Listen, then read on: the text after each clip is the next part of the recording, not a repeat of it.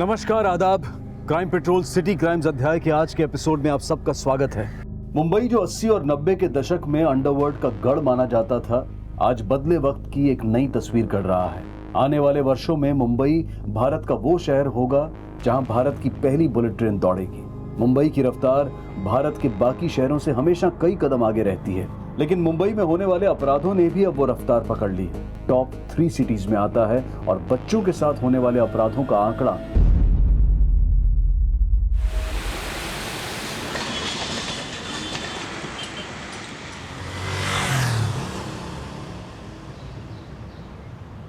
बस बस हो गया। हाथ नीचे कर, बदल लिए कपड़े, अब थोड़ा आराम कर ले।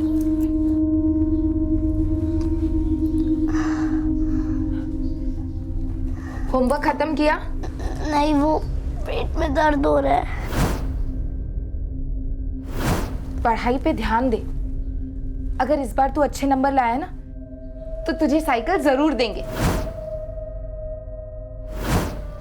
मुझे साइकिल नहीं चाहिए। साइकिल क्यों नहीं चाहिए? तुझे तो हमेशा से साइकिल चाहिए थी ना। क्या हुआ सुमित? साइकिल क्यों नहीं चाहिए तुम्हें? हाँ, आओ यहाँ पे, आ जाओ। देखो, इस बार पापा तुम्हें पक्का साइकिल दिलाएंगे, उसमें इतना दुखी होने की जरूरत नहीं है। अरे कोई ऑटो को बुलाओ। मुझे ही लेने गया है।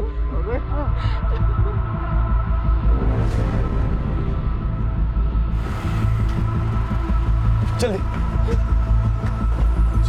कुछ नहीं होगा बेटा, तुझे कुछ नहीं होगा। क्या हो गया आमिर को? बहुत उल्टियां कर रहा था, पता नहीं शायद बाहर का खा लिया।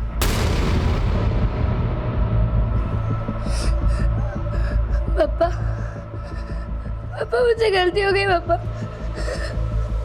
पापा मुझे माफ कर दो।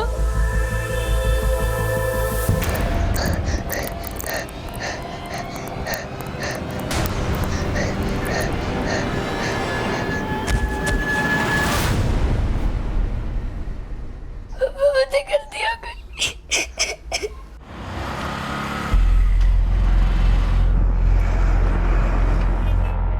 सुमित, क्या तुमने भी आमिर के साथ बाहर का कुछ खाया था?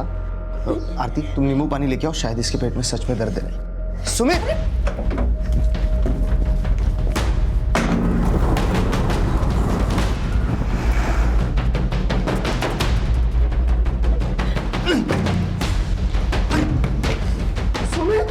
सुमित, क्या हुआ बेटा? सुमित, चलो मेरा क्या हुआ? नर्स, आप प्लीज थोड़ी देर बाहर वेट कीजिए, मैं भी आपको चेक करके बताता हूँ। क्लीजिंग की तैयारी करो जल्दी।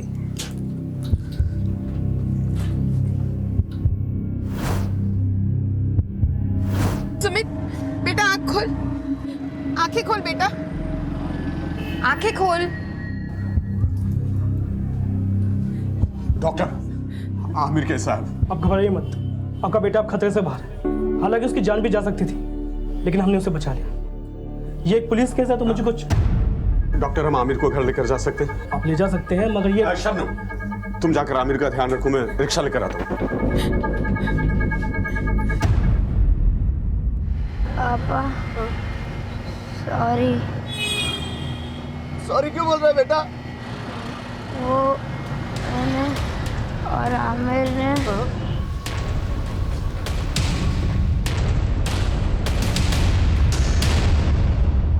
क्या बोल रहे तू? सुमित, आंखें खोल। मैं और हाँ, आमिर जहर।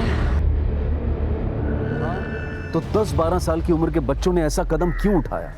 क्या ये नासमझी भरा कोई डरावना खेल था, या उन मासूम जिंदगियों की कोई कड़वी सच्चाई जो जिंदगी को नहीं, मौत को दस्तक देना चाहती थी? आखिर ऐसा क्या हुआ था जो उनके माता पिता को भी भनक नहीं लगी, जहां सिर्फ सवाल ही सवाल थे, और ऐसे सवाल जो किसी के भी रोंगटे खड़े करते? क्या कमी रह गई थी हमारे पालन पोषण में जो सुमित ने ऐसे। डॉक्टर साहब, सुमित मेरा बेटा, क्या हुआ उसे? देखिए, सुमित ने जहर खाया था। हमने उसके शरीर से टॉक्सिन्स फ्लश आउट तो कर दिए, लेकिन वो अब भी खतरे में है। हमें पुलिस को इन्फॉर्म करना होगा, क्योंकि सुमित ने सिर्फ जहर ही नहीं खाया, बल्कि is a victim of sodomy. क्या सोडोमी साहब? सुमित का शारीरिक शोषण हुआ है। किसी ने जबरदस्ती उसके साथ अनैतिक संबंध बनाया है। Excuse me.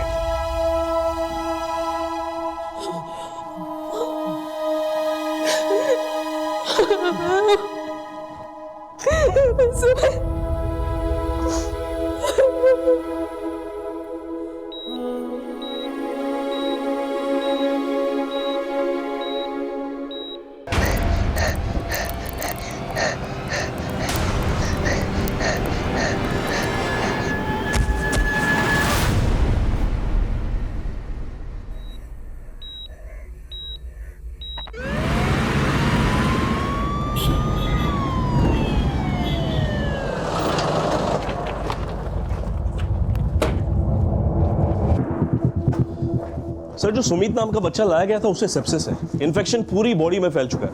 शायद काफी लंबे समय से उसे असॉल्ट किया जा रहा था। Sexual assault? जी सर। लेकिन आपने तो बताया था कि उसने जहर खाया था। सर, जब उसे लाया गया था उसने जहर भी खाया हुआ था। अब बच्चे की हालत कैसी है? बयान देने की हालत में है?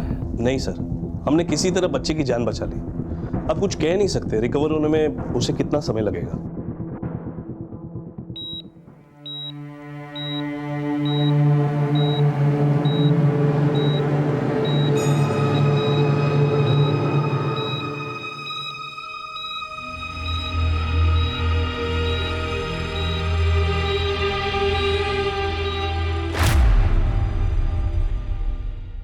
क्या आप जानते थे कि सुमित का शारीरिक शोषण किया जा रहा था? नहीं सर, हम तो ये सुन के शौक है। हमारे सुमित के साथ कोई... मतलब आपको कोई अंदाजा नहीं कि कौन हो सकता है जिसने सुमित के साथ ये... नहीं सर। सब मेरी गलती है मैडम। सुमित मुझे अक्सर कहता था कि उसके पेट में दर्द है। होमवर्क खत्म किया? नहीं, वो पेट में दर्द हो रहा है। लेकिन मुझे लगता था ये सब पढ़ाई ना करने का बहाना है, और वो कुछ नहीं बता पाया। या कोई और बात है जो तुम छुपा रहे हो? नहीं सर, मैं आपसे कुछ नहीं छिपा रहा, पर सुमित न जाने कब से हमसे ये सब छिपा रहा था। सर, बस इतना कह रहा था कि उसने और आमिर ने जहर खाया था। और आमिर ने जहर... आमिर? ये आमिर कौन है? जी, हमारे पड़ोस में ही रहता है वो। सुमित और आमिर एक ही स्कूल में पढ़ते हैं। सुमित को यहाँ लाने से पहले आमिर के अम्मी अब्बू भी आमिर को अस्पताल लेकर जा रहे थे। आमिर को कौन से हॉस्पिटल में लेके गए? मालूम नहीं मैडम। आमिर के माँ बाप का नंबर है आपके पास? जी, उसके अब्बू शकील का नंबर है मेरे पास। दीजिए। 9870। सर, इसकी बीवी से भी ज्यादा इंफॉर्मेशन नहीं मिली। सर, आमिर के फादर शकील का फोन स्विच ऑफ आ रहा है। विक्रम, आमिर के घर जाओ और पता करो आमिर की कंडीशन क्या है। जी साहब।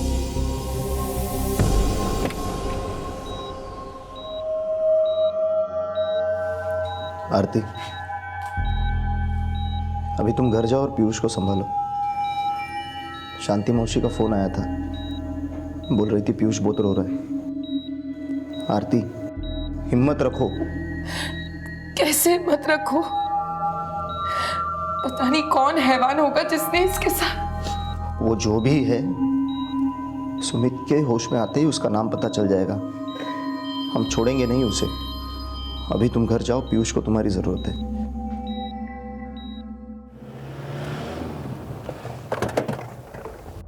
हाँ बोल विक्रम। सर, आमिर के घर पे ताला लगा हुआ है। इसका मतलब वो लोग भी हॉस्पिटल में ही होंगे। वैसे भी रात बहुत हो चुकी है, सुबह होते ही उनसे बात करेंगे। ठीक है सर।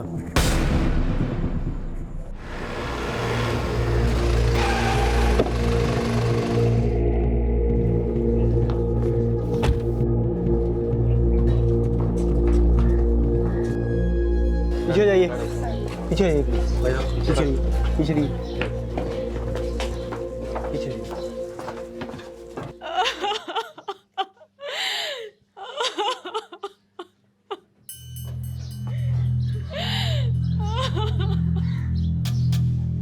विक्रम, देखो ये इतनी डरी हुई क्यों? जी सर। आमिर, मेरा बच्चा कहाँ गया? आमिर, मेरे बच्चे को ला दो। मेरा बच्चा आमिर, आमिर।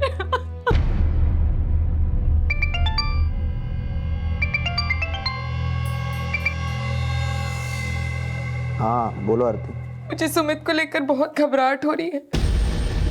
वो आमिर, हाँ आमिर कैसा है? तो ठीक है ना अभी वो? आमिर अब नहीं रहा। हमारा सुमित तो ठीक हो जाएगा ना? उसे तो कुछ नहीं होगा ना? शकील जी, आपका बेटा आमिर अब अगर नहीं रहा, उसकी बॉडी कहाँ है? दफनाया साहब उसको। आपने आमिर को दफना दिया और पुलिस को इन्फॉर्म तक नहीं किया। आपको बता देने से मेरा बेटा जिंदा नहीं हो जाता साहब। वैसे भी आपको यहाँ किसने भेजा? क्यों आया आप लोग यहाँ पर? आमिर की मौत जहर खाने से हुई थी। ये पुलिस केस है। उसने कोई जहर नहीं खाया। उसने बाजार से कुछ उल्टा सीधा खा लिया था। उसकी वजह से उसको उल्टियाँ होने लगी। डॉक्टर को दिखाया तो डॉक्टर ने कहा कि उसके जिस्म में पानी की कमी हो गई थी। वो क्या कहते हैं, डिहाइड्रेशन से अगर आमिर की मौत हुई तो उसके दोस्त सुमित ने अपने माँ बाप से ये क्यों कहा कि सुमित और आमिर ने जहर खा लिया?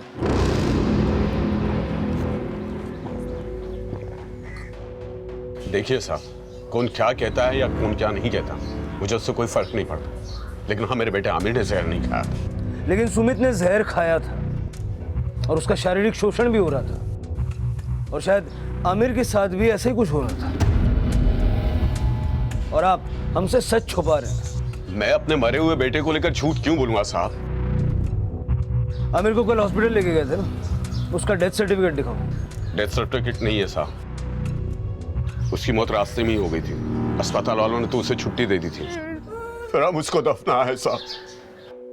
कहाँ दफन किया आमिर को? और कल कौन सा हॉस्पिटल लेके गए थे? मछली मार्केट के पीछे वाले हॉस्पिटल में लेकर गए थे साहब। और सुबह पास के कब्रिस्तान में दफना दिया उसे। साहब, खुदा के लिए उसकी मौत का तमाशा मत बनाइए।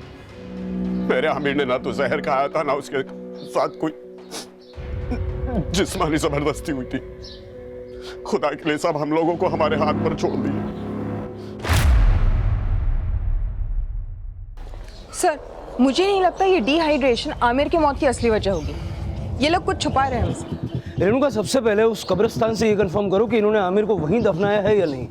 और जो राज आमिर का बाप अपने सीने में दफन किए बैठा है, उसकी सच्चाई का पता उस क्लिनिक से लग जाएगा जहां ये लोग उसे लेके गए थे। एक काम करो, आमिर और सुमित के घर के आसपास पूछताछ करो। मुझे लगता है कि सुमित के साथ साथ आमिर का भी शारीरिक शोषण हुआ है, और ऐसा करने वाला या तो कोई आस पड़ोस का हो सकता है या फिर कोई करीबी। जिस पे भी डाउट आ रहा है उठा लो। सर। ठीक। हाँ विक्रम, क्या हुआ था सुमित की मां को? सर, वो आमिर की मौत को देखकर घबरा गई। उसे लगा कहीं सुमित भी। सुमित कैसा है? सर, वो अभी बेहोश है।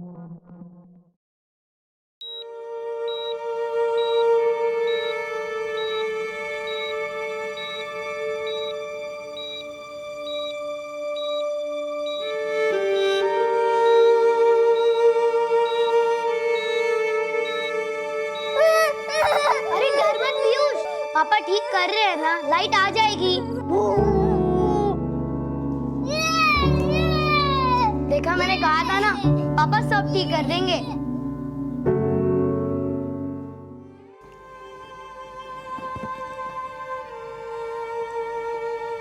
पापा सब ठीक कर देंगे बेटा, सब ठीक कर देंगे पापा।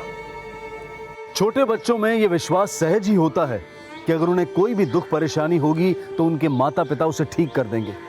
लेकिन एक उम्र के बाद ऐसा क्या हो जाता है कि हमारे बच्चे अक्सर अपनी समस्याएं हमसे शेयर नहीं करते हैं। आंकड़े बताते हैं कि 10 से 15 साल की उम्र के लगभग 60% बच्चे अपनी समस्याएं और अपने सवाल अपने माता पिता से शेयर नहीं करते हैं। और इसका कारण हम पेरेंट्स को समझने की बहुत ज़रूरत है, क्योंकि अगर माता पिता बच्चों की समस्याओं से बेखबर रहें तो परिणाम ऐसे ही सामने आते हैं। लेकिन इस परिणाम को पैदा करने वाला वो शख्स कौन था जो एक लंबे समय से सुमित का शारीरिक शोषण कर रहा था? इस सवाल का जवाब सुमित की खामोशी में कैद था। और ये सवाल भी खड़ा हो रहा था कि क्या सुमित का दोस्त आमिर भी इस तरह के शोषण का शिकार हो रहा था? और क्या उसने वाकई में सुमित के साथ जहर खाया था? इस केस ने पूरे इलाके में सनसनी पैदा कर दी थी, क्योंकि ये केस इतना संवेदनशील था कि पुलिस की एक चूक भी भारी पड़ सकती थी। इसलिए इस तनावपूर्ण स्थिति में पुलिस पूरी एहतियात बरत रही थी, जिसने इस केस की इन्वेस्टिगेशन को और भी मुश्किल कर दिया था। हाँ रेणुका, सर कब्रिस्तान में पता किया, आज सुबह 6 बजे आमिर को वहां दफनाया गया था।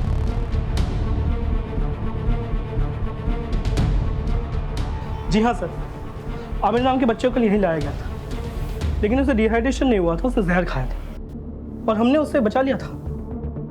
बचा लिया था? जी हाँ, लेकिन फिर आमिर के फादर उसे यहाँ से ले गए। हमने उन्हें आज बुलाया है यहाँ पर। हमने सोचा जैसे वो यहाँ आएंगे हम आपको इन्फॉर्म कर देंगे। और हम आपके बिना इन्फॉर्म किए यहाँ पहुँच गए। पता है क्यों? क्यों सर? कल जिस बच्चे की जान आपने बचाई, उसने कल रात को ही दम तोड़ दिया। क्या? जिस बच्चे ने जहर खाया था उसे आपने हमें बिना इन्फॉर्म किए रिलीज कर दिया। क्यों? सर मत झुकाइए। आमिर ने सिर्फ जहर खाया था, उसे फिजिकली मॉलेज भी किया था। मॉलेज? सर मैंने ऐसा कुछ चेक नहीं किया, मैंने सिर्फ उसकी बॉडी से पॉइजन फ्लश आउट किया था। हम आपकी डिग्री फ्लश आउट कर देते हैं। विक्रम जरा चेक करो कौन सी कॉलेज में पढ़ के ये डॉक्टर बने और ये क्लिनिक चलाने का परमिशन इनको कहाँ से मिला। जी सर।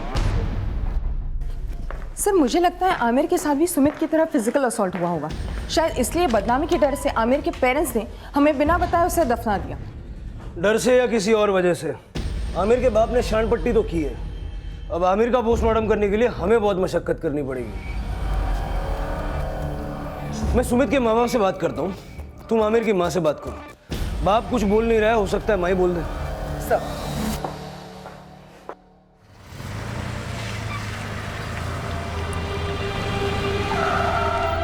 रविंदर जी, जो कुछ भी हुआ उससे तो बदला नहीं जा सकता, लेकिन आपके बच्चे के गुनहगार को बख्शा नहीं जाएगा। आमिर का सच उसकी मौत के साथ दफन हो गया और सुमित इस वक्त बयान देने की हालत में नहीं है। ऐसे में आप लोग जरा दिमाग पे जोर डाल के मुझे बताइए, ऐसा कौन हो सकता है जो लगभग रोज आपके बच्चों के बचपन को तबाह कर रहा था? आप लोग वाकई में नहीं जानते या आप भी आमिर के माँ बाप की तरह सच बताने से डर रहे हैं? हम तो ये सोच सोच के डर रहे हैं कि हमारा बच्चा पहले जैसा कब होगा। हमें लगता था उसका पढ़ाई में दिल नहीं लगता, पर हम पढ़ाई में दिल नहीं लगता मतलब स्कूल जाने से मना करता था? हाँ साहब। और आमिर और सुमित दोनों एक ही स्कूल में पढ़ते हैं? जी। कहीं ऐसा तो नहीं कि कोई उनके साथ स्कूल में या फिर स्कूल से जुड़ा हुआ कोई शख्स उनके साथ ये सब कर रहा था? हो सकता है सर। हाँ, मुझे एक बार उसके ट्यूशन टीचर का फ़ोन आया था। Tuition teacher? जी। क्या नाम? जी, उनका नाम जयदेव शास्त्री है। सुमित और आमिर दोनों उन्हीं से ट्यूशन पढ़ते थे। एक दिन उनका फ़ोन आया। सर, हम लोग भी सुमित को समझा समझा कर थक गए, लेकिन वो समझता ही नहीं। रविंद्र जी, ये सिर्फ सुमित की बात नहीं है, उसके दोस्त आमिर का भी यही हाल है। तो आपने आमिर से या उसके माँ बाप से बात की? आमिर के माता पिता से हमारी इतनी बातचीत नहीं थी, और मेरी नौकरी ऐसी है कि 15-15 घंटे मैं बाहर रहता हूँ। साहब, हमारे छोटे बेटे पीयूष को दिमाग की बीमारी है, 24 घंटे उसे देने पड़ते हैं, इसलिए हम सुमित पे ज्यादा ध्यान नहीं दे पाते थे। जब भी मैं उसे पढ़ाई करने के लिए कहती थी, या तो वो घर से बाहर भाग जाता था या कहता था उसके पेट में दर्द है। आरती जी, वो बार बार आपको अपने पेट दर्द के बारे में बताता था, आपको हर बार ये लगा कि वो झूठ बोल रहा है? यही तो भूल हो गई साहब मुझसे। उसके ट्यूशन मास्टर जी का इनको कॉल भी आया था, लेकिन मैंने उसे प्यार से बात करने की बजाय उल्टा उसे डांट दिया। स्कूल से तो शिकायतें आती ही थी, अब ट्यूशन से भी आने लगी। इतनी मेहनत करके हम तुझे पढ़ा रहे हैं और तू ध्यान कहाँ रहता है तेरा? हाँ, ये थप्पड़ पड़ेगा ना। आरती, मैं बात करता हूँ। बेटा सुमित, बैठो।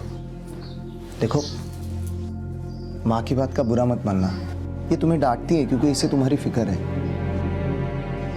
तुम्हारे ट्यूशन टीचर का फोन आया था, वो कह रहे थे कि तू और आमिर, तुम दोनों ट्यूशन क्लास में चुपचाप बैठे रहते हो, पढ़ाई पे ध्यान नहीं है तुम दोनों का। तुम दोनों का किसी से झगड़ा हुआ है क्या? किससे? वो आमिर। पढ़ाई में मन नहीं लगता, लड़ाई बराबर होती है तुम दोनों से। रुक जा, उस आमिर की तो मैं मम्मी, आमिर नहीं, उसे कुछ मत कहना, मैं आपसे पढ़ाई पे ध्यान दूंगा। सुमित आमिर के सामने आने से डर रहा था या आमिर से डर रहा था? पता नहीं साहब, क्योंकि हमें तो लगा था दोनों पक्के दोस्त थे, इसीलिए शायद अपना झगड़ा खुद ही सुलझाना चाहते होंगे।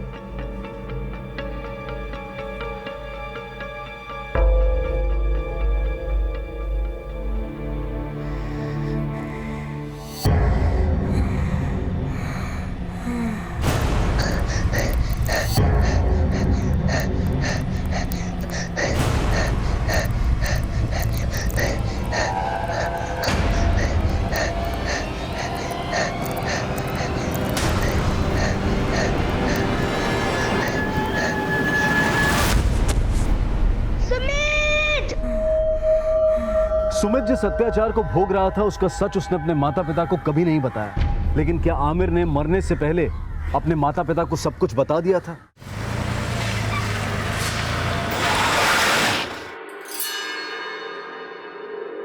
क्या बात है मैडम, आप लोग फिर से आ गए? देखिए, हम अपना काम कर रहे हैं, आप बीच में दखलंदाजी ना करें, यही बेहतर है। मुझे आपसे बात करनी है। मैडम, बहुत गहरे सदमे में है वो। ये सदमा इन्हें दिया किसने, ये जानने के लिए मुझे इनसे बात करनी है। देखिए, हमें पूरी हमदर्दी है आपसे। अब आमिर तो वापस नहीं आ सकता। क्या आप नहीं चाहते कि आपके बेटे के गुनहगारों को सजा मिले? मैडम, क्यों आप हमारे जख्मों पर नमक छिड़क रही है? आप लोगों को जो जानना था उन सवालों के मैं जवाब दे चुका हूं। जो जवाब थे वो सारे झूठे थे शकील जी। मतलब? जिस क्लिनिक में आप आमिर को लेके गए थे, वहां के डॉक्टर ने बताया कि उसने जहर खाया था। हमें इसका अंदाजा है कि आपने झूठ क्यों कहा। सुमित के जैसे ही आमिर के साथ भी शारीरिक शोषण हुआ था। ये जग जाहिर ना हो इसलिए आपने बदनामी कर... ऐसा कुछ नहीं हुआ था। हाथ जोड़ता हूं आपसे, हमारे बेटे का जनाजा उठा मैडम, उसके बाद हमारे माँ बाप पर रहम कीजिए मैडम। देखिए, FIR लिखवा दीजिए और आमिर की बॉडी को पोस्टमार्टम भेजने के लिए हमारी मदद कीजिए। क्या कहा आपने? क्या चाहती है आप? आप चाहती है कि मैं अपने दफन किए हुए बेटे को उसकी कब्र से निकालकर उसके जिस्म को चीर फाड़ करने की इजाजत दूं आप लोगों को? मैं ऐसा कभी होने नहीं दूंगा। मेरे बेटे के जिस्म को हाथ नहीं लगाने दूंगा।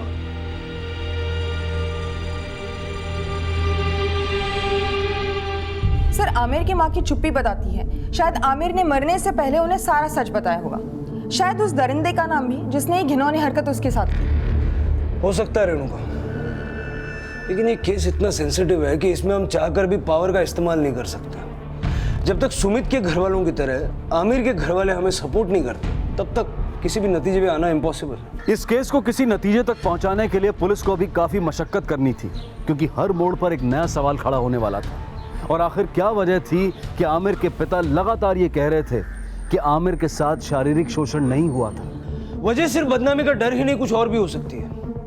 आमिर को ट्रीट करने वाले डॉक्टर ने बताया कि आमिर ने जहर खाया था। आमिर नाम के बच्चे को कल यहीं लाया गया था, लेकिन उसे कोई डिहाइड्रेशन नहीं हुआ था, उसने जहर खाया था। आमिर के अब्बू का ये झूठ तो पकड़ा गया।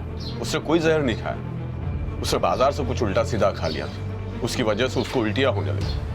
डॉक्टर को दिखा तो डॉक्टर ने कहा कि उसके जिस्म में पानी की कमी हो गई थी। लेकिन किसी का एक झूठ उसकी हर बात के झूठ होने का प्रमाण तो नहीं देता। प्रमाण तो इस बात का भी नहीं कि सुमित और आमिर दोनों ने एक साथ जहर खाया था। लेकिन सुमित अपने माँ बाप से झूठ क्यों बोलेगा? और सुमित के माँ बाप हमसे झूठ बोले, ऐसी कोई वजह मुझे नजर नहीं आ रही। सर, माना कि दोनों ने एक साथ जहर खाया, तब भी सवाल वही है कि आखिर दोनों ने जहर खाया क्यों?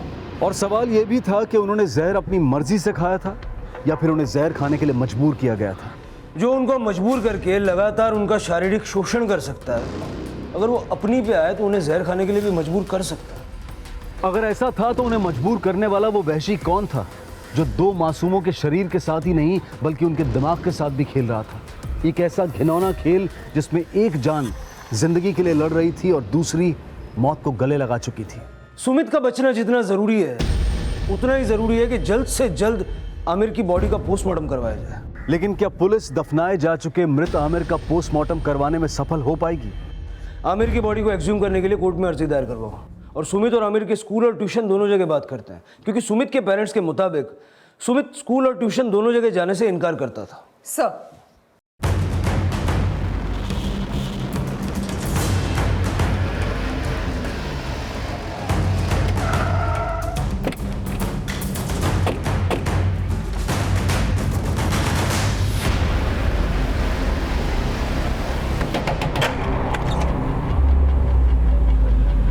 जी सर, मैंने सुमित की कंप्लेन नहीं की थी, बल्कि अपना कंसर्न शेयर किया था उसके पेरेंट्स से कि उसका पढ़ाई में बिल्कुल मन नहीं लग रहा है। सुमित और आमिर दोनों बच्चे आपके पास पिछले 3 महीने से ट्यूशन पढ़ रहे थे। दोनों शुरू से ऐसे थे? सर ये पहले पढ़ने में काफ़ी फोकस थे, उसके बाद इनका बिहेवियर काफ़ी चेंज हो गया था। ये कोई टाइम है आने का? लेट क्यों होगा तुम दोनों? चलो ठीक है, बैठो। अरे तुम लोग ऐसे क्यों चल रहे हो? क्या हुआ तुम दोनों को? अरे बोलोगे कुछ? कुछ नहीं सर। तो ठीक है, बुक्स निकालो। सर जब मैं क्लास लेता था तो वो दोनों अपनी धुन में खोए रहते थे। अरे सुमित, आमिर, अभी तक बुक्स नहीं निकाली तुमने? ध्यान कहाँ है तुम दोनों का? तुम लोग रो क्यों रहे हो? क्या हुआ? सर मुझे लगा कि उन्हें कुछ तो प्रॉब्लम है, इसलिए मैंने उनके पेरेंट्स को कॉल किया। आपने बताया कि आमिर और सुमित दोनों पढ़ाई में शुरुआत में फोकस थे और बाद में उनके बर्ताव में चेंज आया। ये बदलाव कब आया? एक मिनट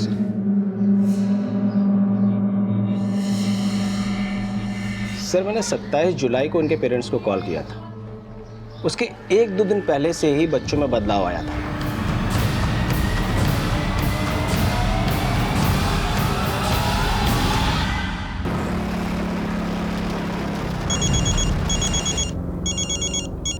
बोलो रेणुका। सर, सुमित और आमिर के क्लासमेट्स और टीचर्स से तो कोई इन्फॉर्मेशन हाथ नहीं लगी, लेकिन प्रिंसिपल ने बताया करीब 3 महीने पहले एक टीचर को रेस्टिकेट किया गया गर्ल स्टूडेंट के मोलेस्टेशन चार्जेस पर, और वो उसी जगह रहता है जहां आमिर और सुमित रहते हैं। नाम क्या है उस टीचर का?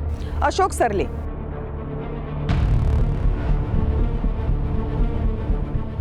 आइए अशोक जी, बड़ी तारीफें सुन रहे हैं हम आपकी। कैसी तारीफ सर? तारीफें सुन रहे हैं हम आपकी उस स्कूल से जहां से आपको निकाला गया। आप क्या बोल रहे हैं सर? मुझे कुछ समझ में नहीं आ रहा है। 27 जुलाई से 16 अगस्त तक क्या शौक फरमा रहे थे आप इन बच्चों के साथ? साहब ये कौन बच्चे हैं सर, और किस शौक की बात कर रहे हैं आप?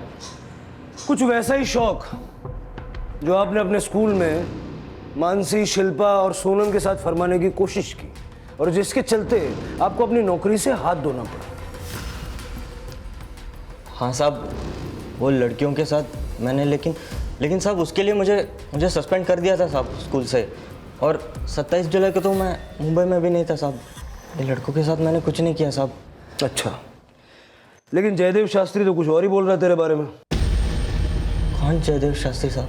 जिसके पास ये दोनों बच्चे ट्यूशन पढ़ने के लिए जाते थे। जयदेव शास्त्री तेरे घर से ज़्यादा दूर नहीं रहता है, याद आया कुछ? हाँ साहब। चल विक्रम, डंडा छोड़, पहले उठा और बयान ले, किसको याद आ गया सब? साहब मैं वो ये कह रहा था कि वो जयदेव शास्त्री कौन है ये याद आ गया।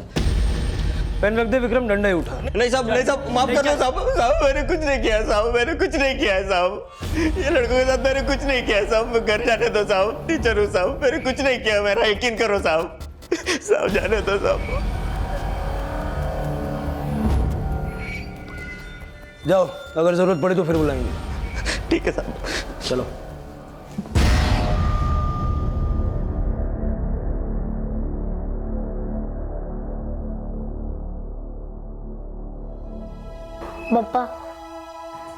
बप्पा मुझे माफ कर दो। स्कूल नहीं जाएगा, पढ़ाई नहीं करेगा तो तेरे बप्पा भी तुझे नहीं बचा पाएंगे। अब स्कूल नहीं जा रहा तो वक्त पे नहा तो ले। जा रहा हूं।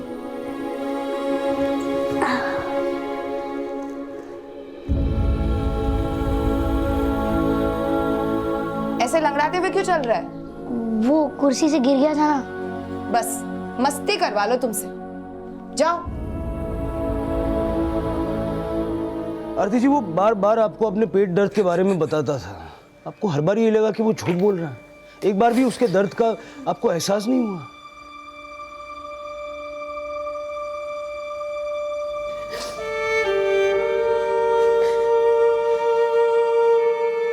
आरती, संभालो अपने आप को, खा लो कुछ। कैसी माँ हूं मैं जो अपने बच्चे की तकलीफ, उसका दर्द नहीं समझ पाई। तुम तो फिर भी सोच रही हो सुमित के बारे में। आमिर के अम्मी अब्बू ने तो पराया कर दिया आमिर को। पुलिस को कुछ भी नहीं बताया उन्होंने। मुझे पक्का ऐसा लग रहा है कि आमिर ने उनको उस राक्षस का नाम बताया होगा।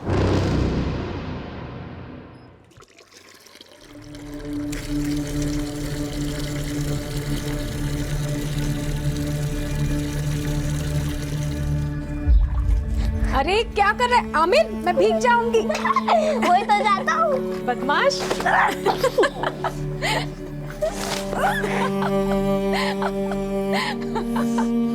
बदमाश।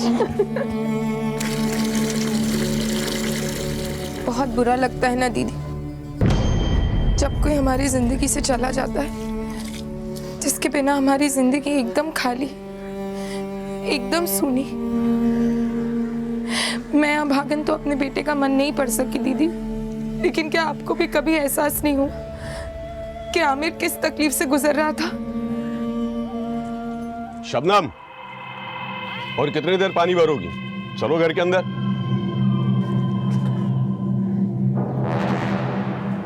आमिर के माता पिता से भी पुलिस को कोई सहयोग नहीं मिल रहा था और सुमित बयान देने की हालत में नहीं था। वहीं सुमित के इलाज का खर्चा उठाना उसके माता पिता के लिए एक कड़ा संघर्ष बन गया था। तभी एक एनजीओ द्वारा एक मुहिम चलाई गई जिसमें इलेक्ट्रॉनिक और सोशल मीडिया के द्वारा सुमित के लिए चंदा मांगा जा रहा था और ये केस मीडिया की काफी सुर्खियां बटोर रहा था। देखिए, मुझे पुलिस से कोई शिकायत नहीं है। मैं बस इतना कहना चाहता हूँ कि आजकल के माहौल में सिर्फ लड़कियों को नहीं, लड़कों को भी खतरा है। मेरे बच्चे के साथ जो हुआ वो किसी के बच्चे के साथ नहीं होना चाहिए। अगर आपके बच्चे के बर्ताव में अचानक कोई बदलाव आता है तो आप उसे गंभीरता से लीजिए। आप जानने की कोशिश कीजिए भीतर तक कि उसे हुआ क्या है। आप अपने बच्चों के दोस्त बनिए, इतने अच्छे दोस्त कि वो आपसे कोई भी दुख, कोई भी तकलीफ छिपाए नहीं। और बच्चों में एक भावना हमेशा बुलंद रहनी चाहिए, पापा सब ठीक कर सकते हैं, मम्मी सब ठीक कर सकते हैं।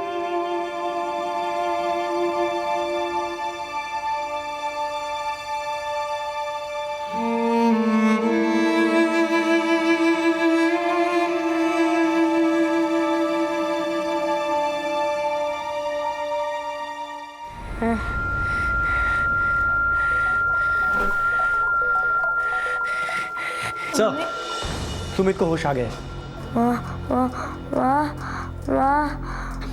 सुमित, बेटा, बेटा डर मत, हम हैं तेरे साथ। सुमित, बोल बेटा, कौन था वो आदमी? बोल बेटा। ये कुछ बोलने की कोशिश कर रहा है, पुलिस को आने में देर लग सकती है। आप अपने फोन में रिकॉर्ड कर लीजिए। हाँ। बेटा देख, डर मत बेटा, जो हुआ है वो सब बता दे। क्या हुआ है तेरे साथ? वो मेरे पीछे भाग रहा था। हम भी भाग रहे थे।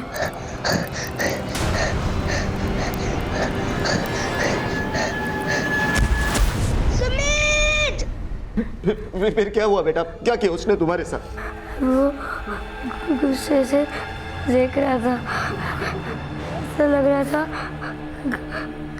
काट देगा, फिर हंसने लगा। कौन था बेटा? उसका नाम क्या था?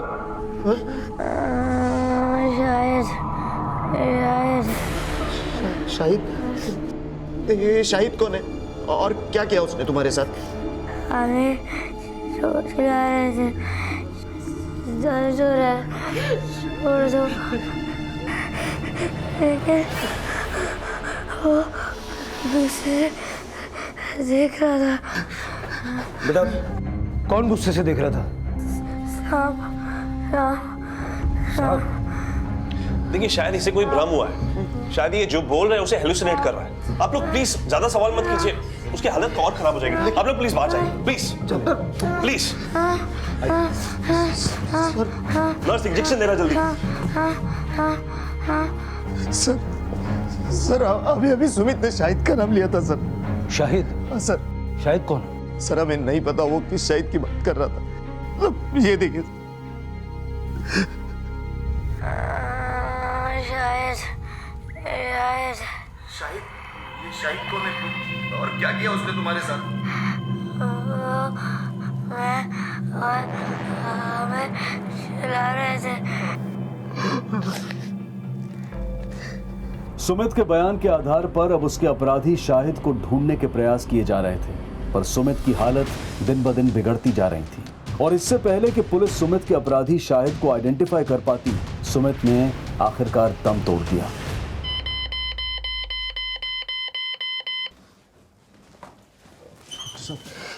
ठीक है ना?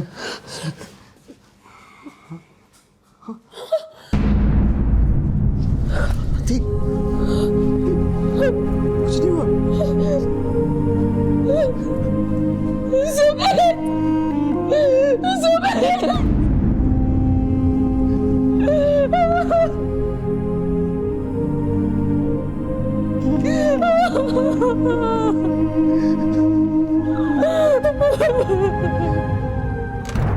सर, कोर्ट ने हमें एग्जीमेशन की परमिशन दी है। अब हम आमिर के बॉडी का पोस्टमार्टम करवा सकते हैं।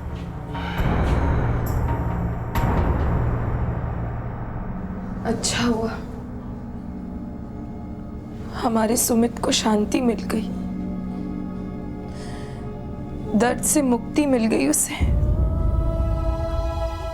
उसे तो इस दर्द से मुक्ति मिल गई, लेकिन हम इस दर्द से कभी उबर नहीं पाएंगे।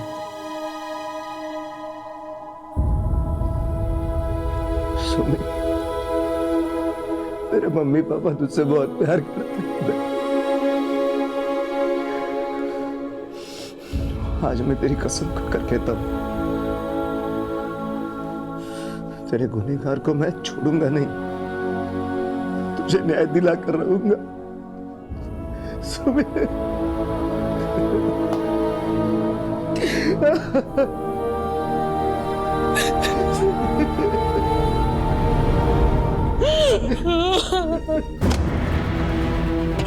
ये ठीक नहीं कर रहे साहब आप लोग। मेरे बच्चे की कब्र इस तरह खोद कर आप उसकी मिट्टी खराब कर रहे हैं।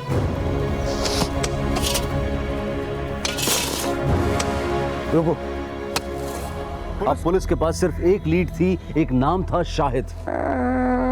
शाहिद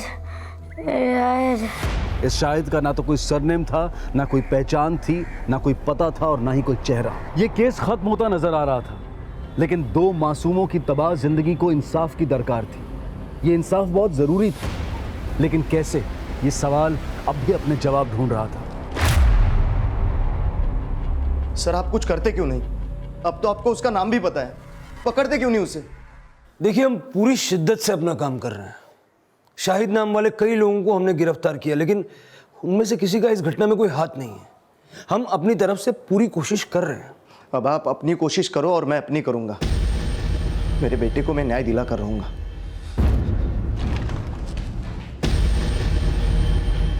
शाहिद कौन था, इसका पता लगा पाना समंदर में सुई ढूंढने जैसा प्रतीत हो रहा था। और अब आमिर की मौसी ज़ारा से यह पता लगाने की कोशिश की जा रही थी कि क्या कोई शाहिद नाम का शख्स आमिर के परिवार से जुड़ा व्यक्ति तो नहीं था।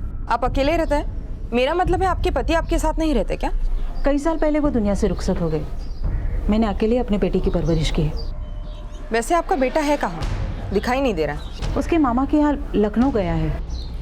आपके पूरे परिवार या दूर रिश्ते में कोई ऐसा है जिसका नाम शाहिद हो?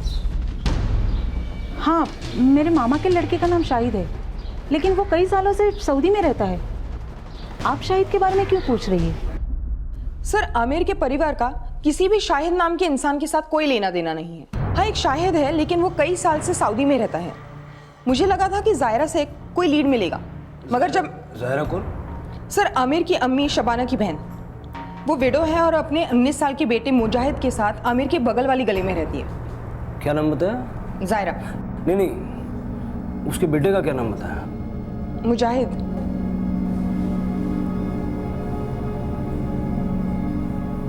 शाहिद।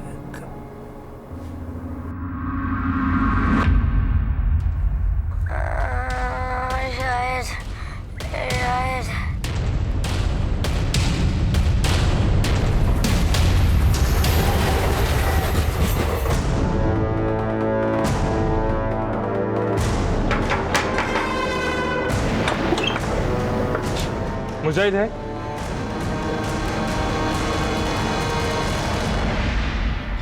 मुजाहिद, उठ जा। मुजाहिद, तुम ही वो शाहिद हो ना जिसने सुमित और आमिर के साथ वो घिनौना काम किया?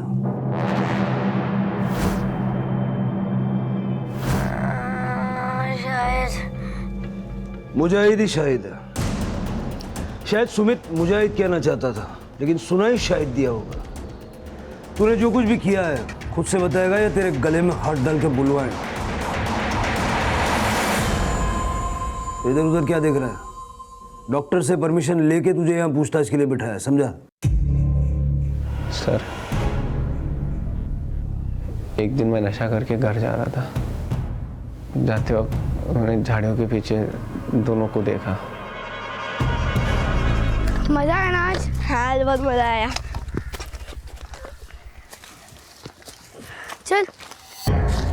क्या कर रहे थे तुम लोग? कुछ नहीं भाई। कुछ नहीं? पता है मुझे तुम लोग क्या कर रहे थे। फिर ये मेरी रोज़ की आदत बन गई थी। पहले मैं खुद करता था, उसके बाद अपने दोस्तों को साथ में लेके जाता था। हमको देख के वो लोग डर जाते हैं, भाग जाते हैं, लेकिन हम लोग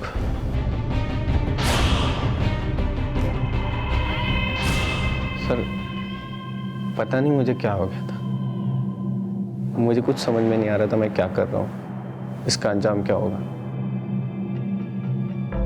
मुझे अपनी गलती का एहसास तब हुआ जब आमिर और सुमित ने ये कदम उठाया। कहते हैं कि नशा नशा करने वाले को तबाह कर देता है, लेकिन मुजाहिद के नशे ने 2 मासूम जिंदगियों को ही नहीं बल्कि 2 परिवार तबाह कर दिए।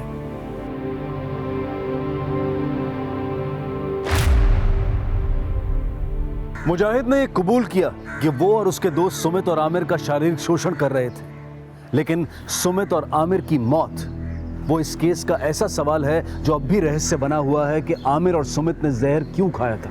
अनुमान यही लगाया गया कि शायद वो बच्चे शर्म और डर की वजह से अपने माता पिता को सच नहीं बता पा रहे थे, और शायद इसीलिए 10-12 साल की उम्र में ही उन बच्चों ने आत्महत्या कर ली। अपने बच्चों को प्यार दें, उन्हें वो माहौल दें जिसमें वो हर बात, हर अपनी समस्या आपसे खुलकर शेयर कर सके। नमस्कार, आदाब। क्राइम पेट्रोल सिटी क्राइम्स अध्याय के आज के एपिसोड में आप सबका स्वागत है। लोग शहर आते हैं बेहतर जिंदगी के लिए, लेकिन शहर की जिंदगी की अपनी जरूरतें होती हैं। यहाँ ज्यादा कमाई तो होती है, लेकिन खर्चे भी बढ़ जाते हैं। जो लोग कल तक कम सुख सुविधाओं में जीने के आदी होते हैं, शहर की चकाचौंध में उनकी सोच भी बदल जाती है, उनके सपने भी बदल जाते हैं, और उन सपनों को पूरा करने की होड़ में इंसान अपनी क्षमता से ज्यादा कमाना चाहता है। इसी चक्रव्यूह में उलझकर हम में से कुछ लोग अपना मानसिक संतुलन खो देते हैं, और कुछ किसी जाल में फंस जाते हैं या फिर किसी गैर कानूनी गतिविधि में उलझ जाते हैं। और हमारा आज का ये केस भी इसी तरफ एक इशारा है।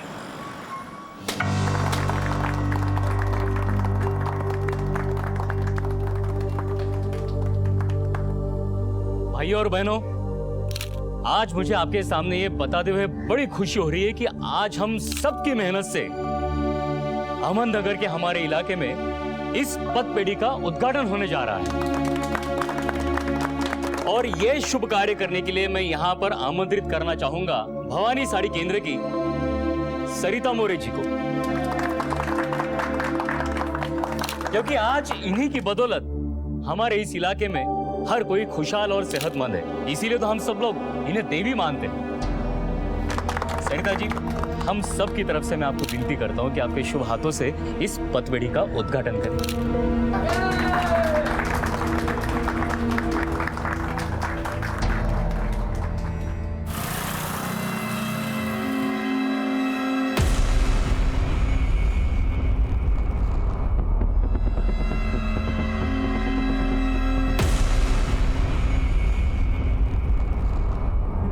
देख शंकर, काम थोड़ा टेढ़ा है पर करना पड़ेगा।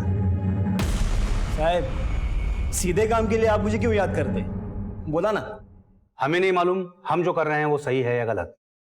हो सकता है हमारा शक गलत साबित हो, इसीलिए इस काम को करते हुए बहुत सावधानी बरतनी पड़ेगी। एक छोटी सी गलती पूरे डिपार्टमेंट को बदनाम कर देगी, समझ रहे हैं? और इसीलिए ये काम हम तुम्हें सौंप रहे हैं। पण साहेब काम काय आहे? 7/12 काढायचा आहे कसा म्हणजे कुंडली निकालनी है, उसके बारे में आगे पीछे ऊपर नीचे की सारी जानकारी मुझे चाहिए शंकर। मिल जाएगी ना साहब, काम होईल, टेंशन नहीं। बस ये बता दो कि वरात कोणाची काढायची आहे? एक साड़ी की दुकान है।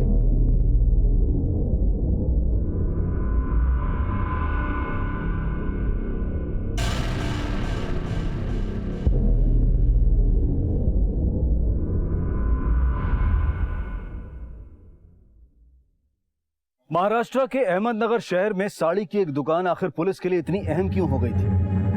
क्या राज था जिसे ढूंढना बेहद जरूरी था? और वो कौन लोग थे जिन पर कार्यवाही करने से पहले पुलिस पूरी सावधानी बरत रही थी? हर एक चीज की कड़ी जांच की जा रही थी, लेकिन सही मायनों में ये तो इस कहानी का अंतिम चरण था। इस कहानी की शुरुआत तो बहुत पहले हो चुकी थी।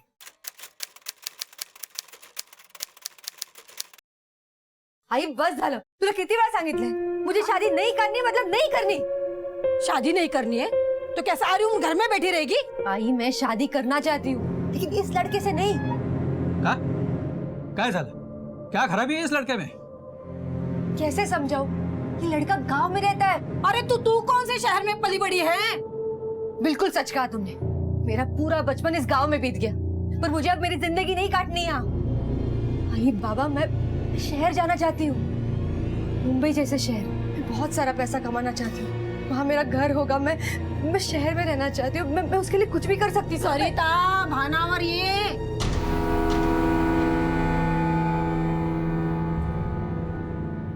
देख बेटा, पैसों से हर चीज नहीं खरीदी जा सकती। अरे गृह से भी कोई चीज होती है ना। नहीं आई, आज के तारीख में पैसा ही सब कुछ है। पैसा ही इंसान की औकात बनाता है। अगर ऐसी बात है ना तो नहीं है मेरी औकात।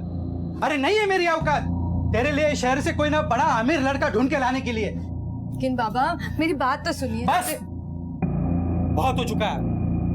अरे लड़के वालों को शगुन तक दे चुके हैं हम लोग। अगर फिर भी तुझे ये रिश्ता पसंद नहीं है ना तो हमारे लिए थोड़ा सा जहर लेके आ। जहर विष, जहर खा के मर जाते हैं, फिर तेरे दिल में जो आना है ना वो कर।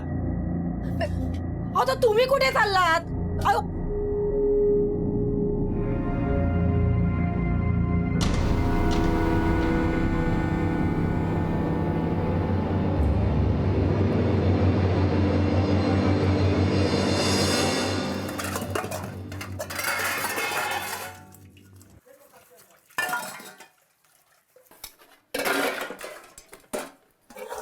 बोलूं या ना बोलूं समझ में नहीं आता इनको। इसे समझो, ऐसे दिन काटने पड़ेंगे मुझे। क्या झालं सरिता, क्यों इतना शोर मचा रही हो? तो और क्या करूं? एक मोबाइल फोन लाके देने कहा था तुमसे, 1 महीना बीत चुका है, अभी तक लाके नहीं दिया। ये देख रहे हो, कपड़े के साबुन से हाथ में छाले पड़ गए, पर तुम्हें उससे क्या? वॉशिंग मशीन क्या मांग ली, जैसे ताजमहल मांग लिया हो। गर्मी से जान जा रही है मेरी। हेयर कंडीशनर नहीं तो एक एयर कूलर तो लाके देते। बात तो ऐसे कर रहे हो जैसे शादी से पहले महल में रहती थी तुम। नहीं ना, इसलिए तो तुमसे उम्मीदें थी, पर तुम्हें उससे क्या? मुझे क्या पता था कि गले में ऐसा निकम्मा इंसान पड़ेगा। देखो सरिता, चिल्लाओ मत। ऊंची आवाज में बात करने की औकात नहीं है तुम्हारी। तुम जैसे इंसान से तो बात करना ही बेकार। काय झालं? सरिता, सरिता काय झालं सरिता? क्यों इतना गुस्सा करती हो? ये मेरा गुस्सा नहीं, तुम्हारा जबरदस्ती का प्यार है। मतलब?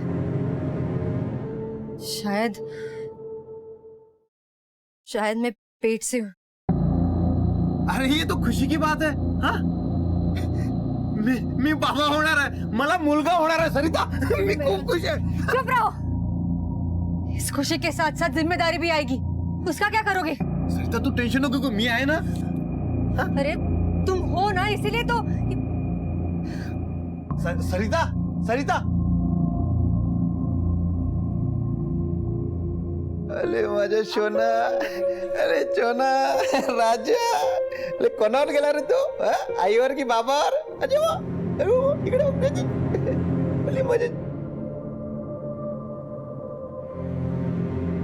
काय झालं सरिता? क्या सोच रही हो? देखो, भगवान ने हमारा रिश्ता सुधारने के लिए एक वजह दी है कि हम प्यार से नहीं रह मुझे हमारा रिश्ता सुधारने में कोई दिलचस्पी नहीं है। मेरे साथ जो हुआ वो हुआ। अब मैं मेरे बच्चे के साथ ये सब नहीं होने दूंगी।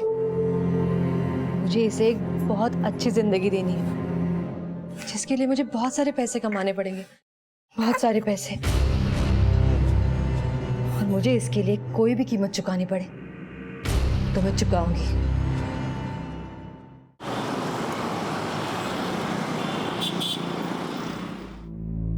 ये देखिए, एकदम नई चीज है। अरे भाई जल्दी देना, पेपर्स, टाइम नहीं है मेरे पास। काय साहेब तुम्ही पण यार, ये ऐसे बोनी के टाइम पे कोई एन्क्वायरी करने आ जाता है क्या? ये साहेब सरकारी नौकरी आमची कॉर्पोरेशनचं काम आहे। हाँ, तुमची नौकरी थी नौकरी, और हमारा काम उसका क्या? ये देखिए, क्या चाहिए आपको? और बोलिए। ये अच्छा, ये दुकान मालिक का नाम? सरिता मोरे। सरिता मोरे। और तुम कौन हो? राजा मोरे। अच्छा, उनका आईडी प्रूफ चाहिए? वो नहीं अभी इधर। अरे नहीं मतलब क्या चाहिए मेरे को?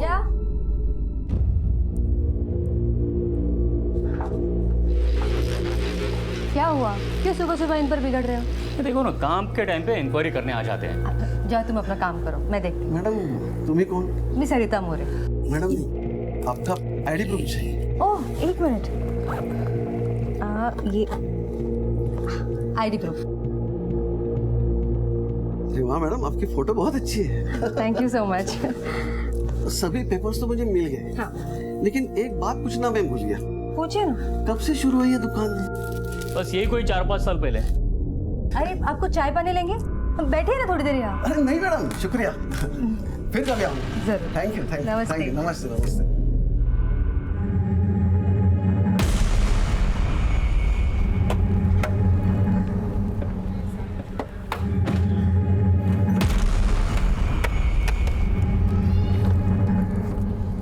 कुलकर्णी, क्या खबर? सर, सारे डॉक्यूमेंट्स क्लियर है। और कुछ? नहीं सर, मैंने ठीक से देखा, लेकिन पूरी दुकान में शक करने वाली कोई बात दिखी नहीं मुझे। कुलकर्णी, कई बार हम अपनी आंखों के सामने रखी चीज को भी पहचान नहीं पाते। इनके खिलाफ कोई तो ऐसा प्रूफ होगा जो हमें अब तक नहीं मिला। फिलहाल इन डॉक्यूमेंट्स की ऑथेंटिसिटी को वेरीफाई करो, देखो कुछ मिलता है। ठीक है सर। बीड़ जिले के एक छोटे से गांव में पली बड़ी सरिता सावंत को हमेशा से बड़े शहर का आकर्षण था। बड़े शहर की चकाचौंध में एक खुशहाल जिंदगी उसका सपना था। लेकिन यह जरूरी नहीं है कि हमारा हर सपना सच हो। जिंदगी कभी कभी हमारे सामने कुछ ऐसी पहेलियां लेकर आती है जिन्हें बूझना आसान नहीं होता। सरिता की जिंदगी भी किसी पहेली से कम नहीं थी। पिछले 10 सालों में उसकी जिंदगी में आए इस बदलाव का राज क्या था? और क्या ये साड़ी की दुकान ही सरिता का सपना थी? सरिता मोरे की कहानी ऐसे कई सवालों से घिरी थी, और तभी अहमदनगर में ही इस कहानी का दूसरा अध्याय लिखा जा रहा था।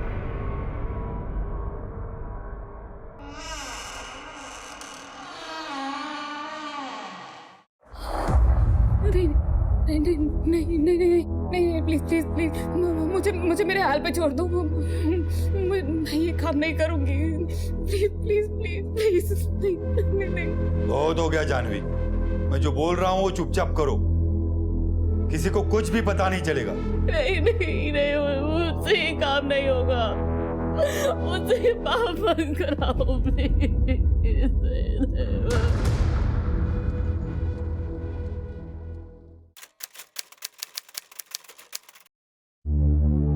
The number you are trying to call is currently switched off.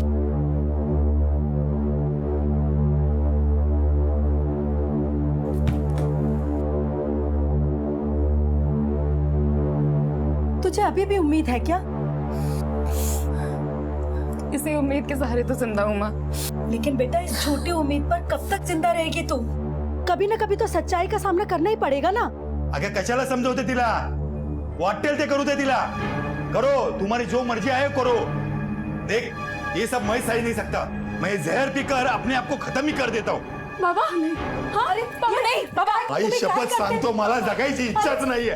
छोड़ो इसे। सुचित्रा, क्या करेगा जी के? मैं नहीं जीना चाहता हूँ। मैं बाबा, क्या बोलते तुम्ही? मेरी बात मानो। क्यों मानू तेरी बात? तू मानती है मेरी बात? जा, तुझे जो करना है वो कर ले। मैं ये सब देख नहीं सकता, मुझे मरने दे।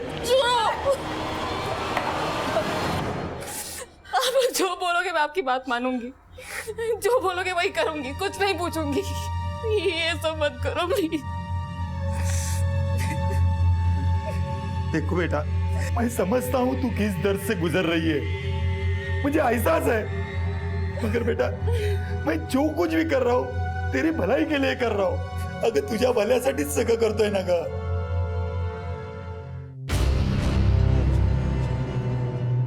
आप बिल्कुल चिंता मत कीजिए, तुमची मुलगी आता आमची जिम्मेदारी।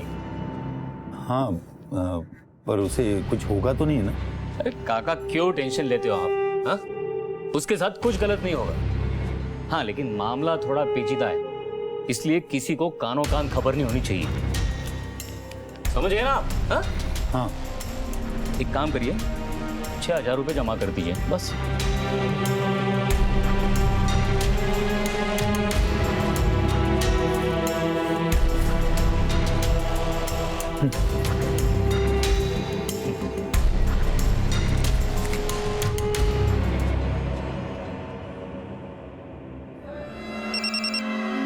हेलो,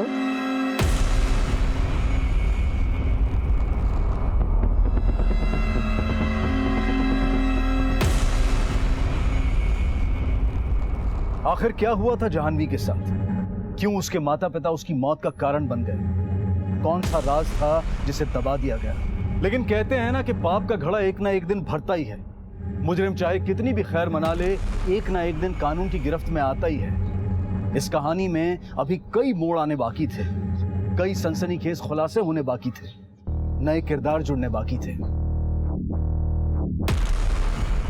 काय ग, अजून चपात्याच करतेस? बाकीची कामं कधी करणार आहेस? झालं आणते. झालं आणते. चपात्या घेऊन ये बाहेर. हो.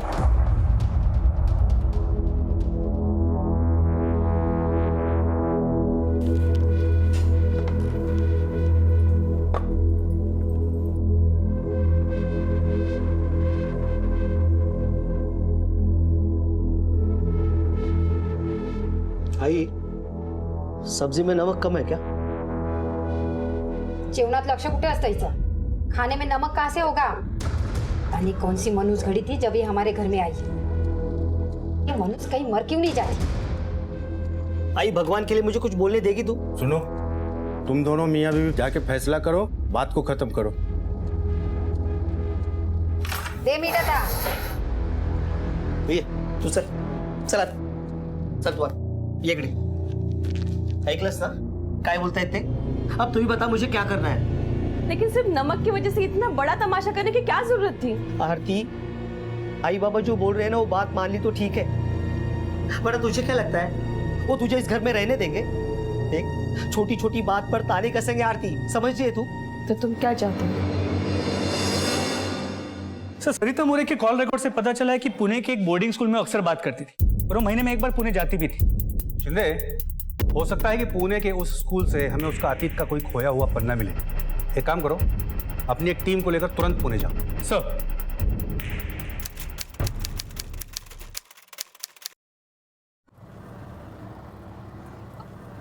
अहो, कुठे चाललोय आपण? तू चल तर. बहुत गलत काम किया मैंने, बहुत चिल्लाया तुम पर. यार मुझे माफ कर दे यार, पण काय करूं? आई भी ना बहुत किटकिट कर रही थी. तर मग आता काय करायचं? गलती की है तो सजा तो भुगतनी होगी ना. मतलब चल सांग.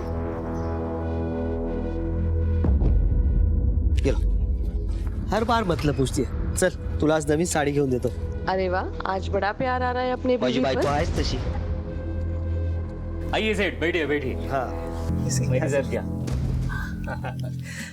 हाँ, ये देखिए, ये एकदम नई चीज आई हमारी दुकान में, पहली बार आपको ही दिखा रहा हूँ।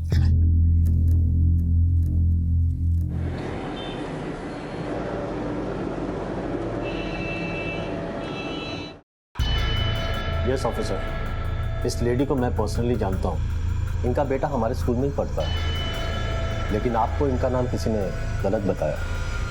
गलत नाम मतलब? हमारे रिकॉर्ड्स के मुताबिक इनका नाम सरिता मोरे नहीं, सरिता जोले अक्सर यहाँ आती है। क्या इनका कोई क्रिमिनल रिकॉर्ड है? यही ढूंढने के लिए तो हम यहाँ आए हैं। रोहन के फादर का नाम और कांटेक्ट नंबर आपके रिकॉर्ड्स में तो होगा ना? जी हाँ, आपको हमारे ऑफिस से मिल जाएगा।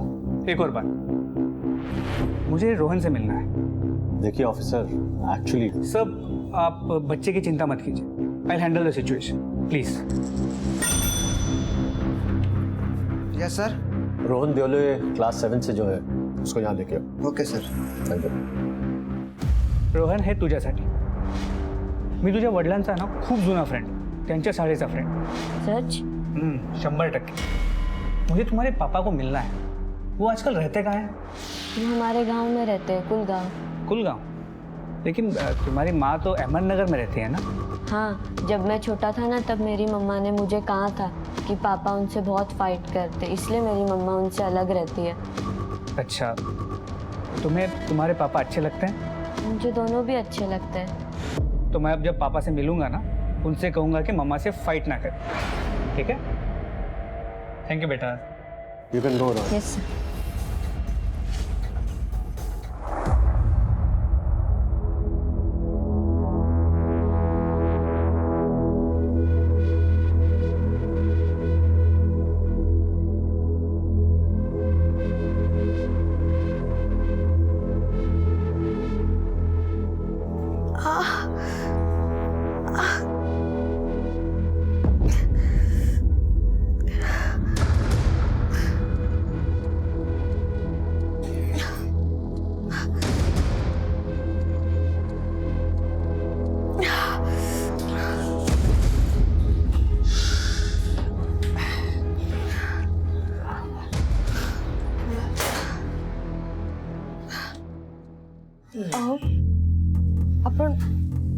आपण तर दुकानात होतो ना, मग घरी कसं काय आलोय? आपण तर दुकानात होतो ना, मग घरी कसं काय आलोय? मी घेऊन आलो तुला घरी। क्या हुआ था मुझे? बस जरा मागे हो, जरा टेकून बस। सावकाश बसला। साड़ियाँ देखते देखते तुम्हें चक्कर आने लगा। वो अच्छा हुआ मैं वहां था, नहीं तो वही गिर जाती। मग तुला मी रिक्षात टाकलं आणि घरी घेऊन आलो। काय झालं होतं मला? अगं सांगितलं ना, डॉक्टर आए थे, उन्होंने कहा था कि थकान की वजह से ऐसे हुआ। कौन से डॉक्टर? ते आपले जोशी डॉक्टर से नेहमी येतात ते। हाँ, तू आराम कर। लेकिन वो तो यहाँ पे नहीं है, वो तो मुंबई गए है ना। हे बघा, जे काय असेल ना ते प्लीज खरं खरं सांगा। मेरा मेरा मेरा सर इतना क्यों भारी है? आणि पोटात पण खूप दुखतंय माझ्या। हो हो माहिती आहे मला। ते जोशी डॉक्टर त्यांच्याकडे पाटील आहे ना, तो आला होता। हाँ, काळजी घे। हाँ, चल। पाटिल? लेकिन उनके यहाँ पे कोई पाटिल वाटिल काम नहीं करता। इसका मतलब आप मुझसे कुछ छुपा रहे हो, है ना? तुझा माझ्यावर विश्वास नहीं है का? तेरे से तो बात करना ही फिजूल है।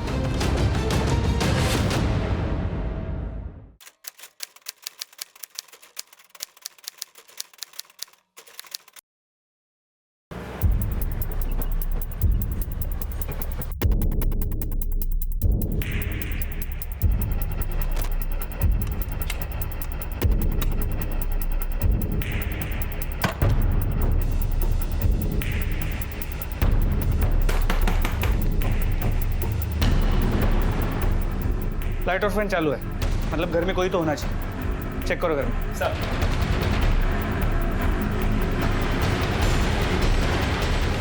सर,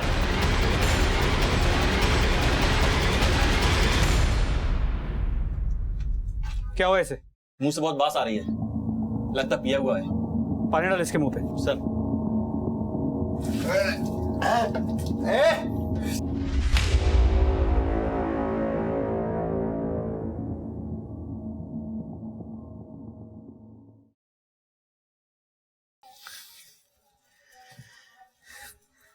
मेरी नई नई शादी हुई थी साहब। भगवान की दुआ से सब कुछ ठीक ही चल रहा था, लेकिन वो बात बात पर गुस्सा होती थी, बात बात पर झगड़ा करती थी, बात बात पर गालियां देती थी मुझे। कुछ समय के बाद रोहन हुआ, मैं बहुत खुश था सर। लेकिन उसे खुशी नहीं चाहिए थी साहब। उसे साहब बहुत पैसा चाहिए था साहब, बहुत पैसा। पैसे चाहिए मुझे, पैसे। पैसे बढ़ाने की अक्ल तो है नहीं, बस आवाज बढ़ाना जानते हो। तुमसे तो बात करना ही बेकार है। बेकार तो तुमने मेरी जिंदगी बना दी है। मेरे बेटे के साथ मैं ऐसा होने नहीं दूंगी। इस गरीबी में से हटने नहीं दूंगी मैं उसे। तो क्या करोगी तुम? एवढी जाकड असेल ना तर जा बाहेर आणि पैसे कमवून दाखव। तुम्हारे सलाह की जरूरत नहीं है मुझे, मैं मेरा देख लूंगी। वैसे भी एक नौकरी देख ली है मैंने। कुठे? हॉस्पिटल में, Shri Ambe private hospital. Nurse का काम है, 7,000 रुपए पगार है। लेकिन तुमने तो नर्सिंग का कोर्स भी नहीं किया ना। इतने तर चुकता तुम्ही। मैंने नर्सिंग का कोर्स नहीं किया ये आप जानते हैं, और वो डॉक्टर तो नहीं जानता। क्यों? तोंड काय बघताय, जेवा लवकर। नर्सिंग का कोर्स किया है? जी सर। कितने साल पहले? 2 साल पहले। आप कहाँ काम करती हो? साहब वो पिछले साल मेरे को बच्चा हुआ था तो काम छोड़ रखा था। ठीक है, मैं कोर्स के सर्टिफिकेट्स ऑफिस में जमा करवा दो और कल से ड्यूटी पे आ जाना। धन्यवाद साहब, खूब खूब उपकार झाले। मैं ठीक है कोई बात नहीं, कल से आ जाना काम पर। उसके बाद तो साहब उसे पर ही लग गए थे। एक दिन साहब मैंने हॉस्पिटल में एक आदमी के साथ उसे देखा।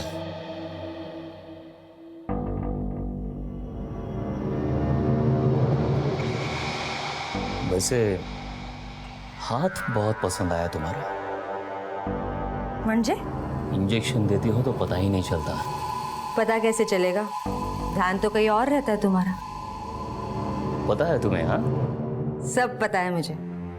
कहाँ देखते हो, क्या सोचते हो, सब। वैसे ये मीठी मीठी बातें करने के अलावा और काम क्या करते हैं आप? बस एक छोटा मोटा रियल एस्टेट का कामकाज है। भगवान की दया से गरीब का पेट भर जाता है। भगवान आप जैसा गरीब सबको बनाए। आराम कीजिए। क्या कर रहे हैं आप? सोडा, मतलब इरादा क्या है आपका? सोचता हूँ तुझे भी मेरे जैसा गरीब बना ही दो। अच्छा, तो बना ही दीजिए।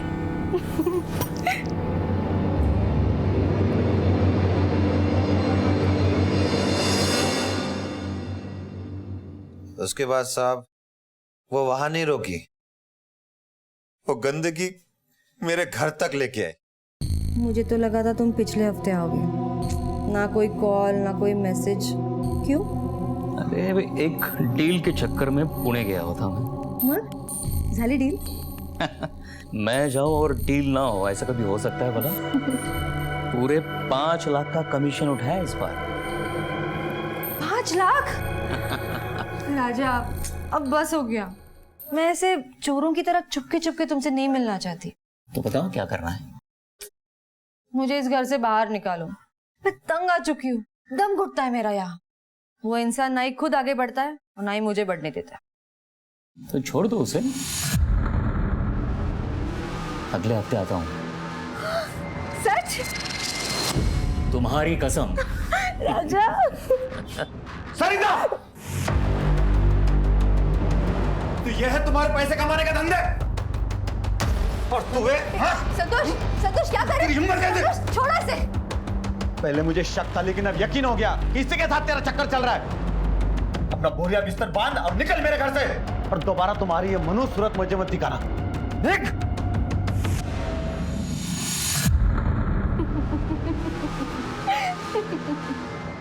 तू क्या मुझे घर से बाहर निकालेगा? 2 कौड़ी के आदमी। मैं ही तुम्हारे साथ नहीं रहना चाहती, समझे? चलो राजा, चलो। उसके बाद साहब मैंने उसे मेरे जिंदगी से निकाल दिया।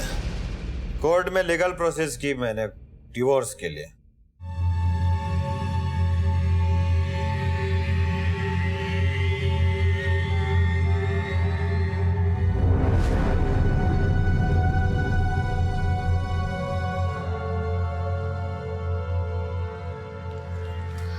मैडम साहिब कुठे?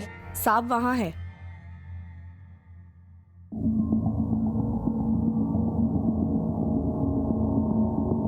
साहेब मला एक कंप्लेंट करायची. कसली कंप्लेंट? साहेब मेरे साथ कुछ गलत हुआ है. गलत हुआ? मतलब?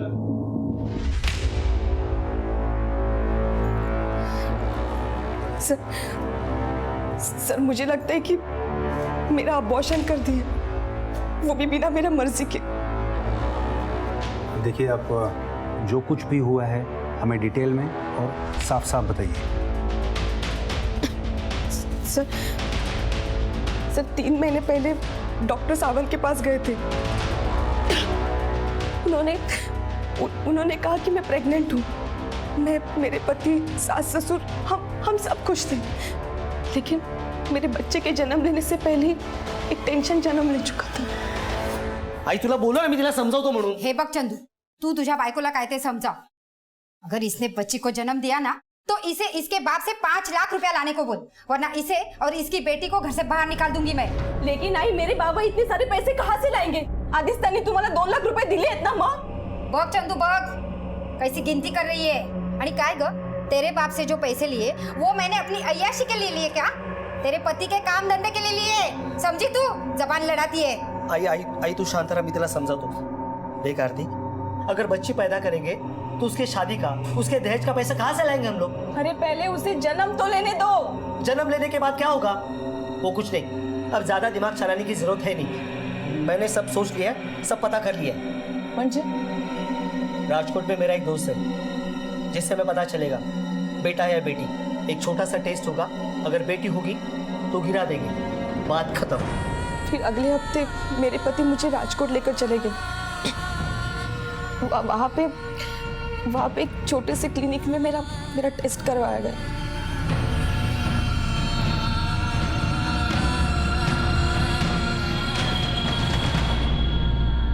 क्या हुआ डॉक्टर साहब? जय माता दी.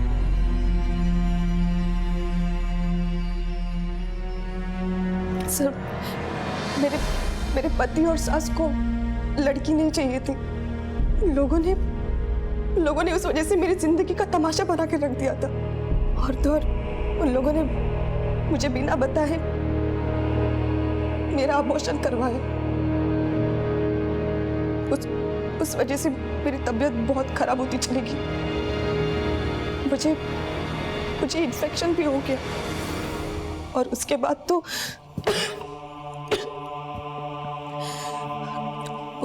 तो उन लोगों ने मुझे मेरे मायके भेज दिया. आणि आता तर काय, माझ्या नवऱ्याने दुसरं पण लग्न केले. सर ये मेरे रिपोर्ट्स जिंदगी बर्बाद करून टाकली होती त्यांनी माझी. और कहाँ हुआ था ये अबॉर्शन? सर वो मेरे पति मुझे भवानी सहारे केंद्र में लेके गए थे.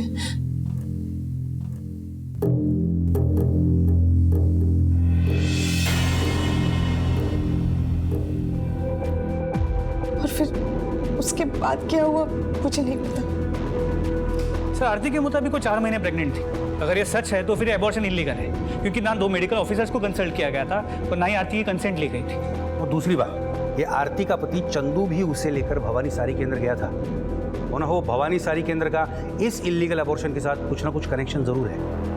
अपने इन्फॉर्मर्स को काम पे लगाओ. सगळ्या गावात कुणीतरी असा असेलच ना जो सरिता मोरे, सरिता देवळे, डॉक्टर मोरे, डॉक्टर देवळे की सच्चाई को जानता होगा. सर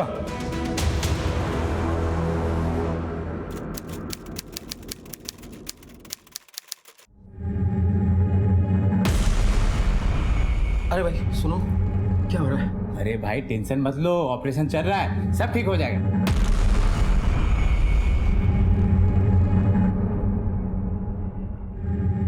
मैडम क्या हुआ है?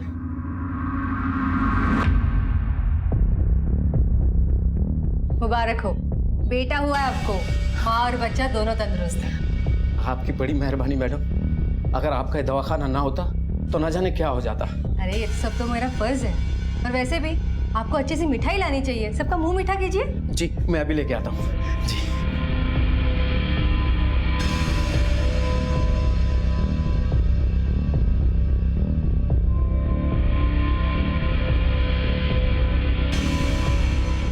ये क्या ताई, आपने वापस पान तंबाकू खाया? मैंने आपसे कहा था ना, पान तंबाकू बिल्कुल बंद। अगली बार से अगर से पान तंबाकू खाया ना आपने तो इतना बड़ा इंजेक्शन दे दूंगी आपको, समझ गई? डॉक्टरनी मैडम मुंह मीठा कीजिए। अरे दिनकर राव, किस लिए? हमारे बेटे का रिजल्ट है, फर्स्ट क्लास से पास हुआ मेरा बेटा। अरे वाह, बहुत बहुत बधाई। लीजिए, पूरा लीजिए। नहीं बस बस। ये सब आपकी वजह से मुमकिन हुआ। उसके परीक्षा के टाइम जब बुखार हुआ था आपने ठीक किया था, तब ये सब हुआ, नहीं तो नहीं हो पाता। अरे इसमें कौन सी बड़ी बात है, ये तो मेरी ड्यूटी है। सरिता, एमएलए साहब के घर भी जाना है, याद है ना? नहीं हाँ चले? नहीं आप जाइए, मैं 5 मिनट में पेशेंट को देख के आती हूँ। देश भर में बेटी बचाओ बेटी पढ़ाओ के इतने जागरूक प्रचार चल रहे हैं, लेकिन कहीं ना कहीं हम अब भी अपने दकियानूसी विचारों से बाहर नहीं आ पा रहे हैं। आज भी अगर लिंग भेद की जांच होती, बेटी जानकर उसे गर्भ में ही मार दिया जाता है, तो ये किसका दोष है? क्या हम इसके लिए जिम्मेदार नहीं हैं? बहरहाल हर बार भवानी साड़ी शॉप का नाम सामने आने पर पुलिस ने अपनी तहकीकात तेज कर दी और एक एक सिरे को टटोलने लगी। डॉक्टर सरिता मैडम, अरे वो तो साक्षात भगवान का दूसरा रूप है। ना जाने कितने लोगों की जान बचाई है उन्होंने।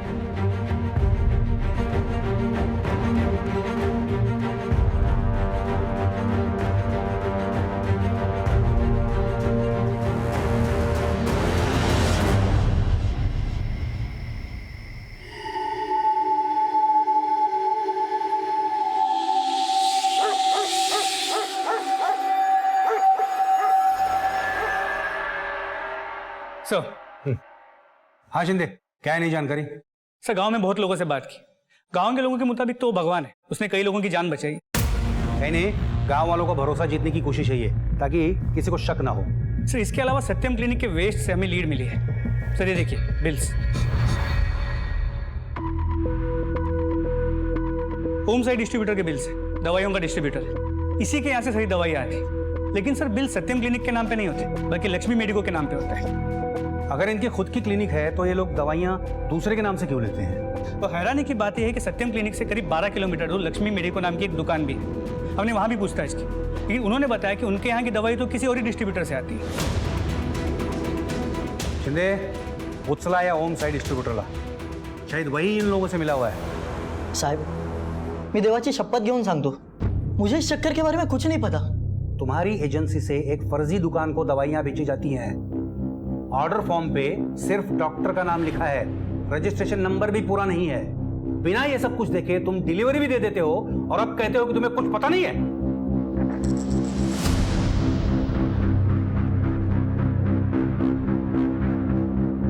साहब, मुझे पता है कि लक्ष्मी मेडिको नाम की मेडिकल की दुकान है, वहां से हमेशा कॉल आता था, लेकिन उन लोग ने हमें कभी डिलीवरी देने ही नहीं दी।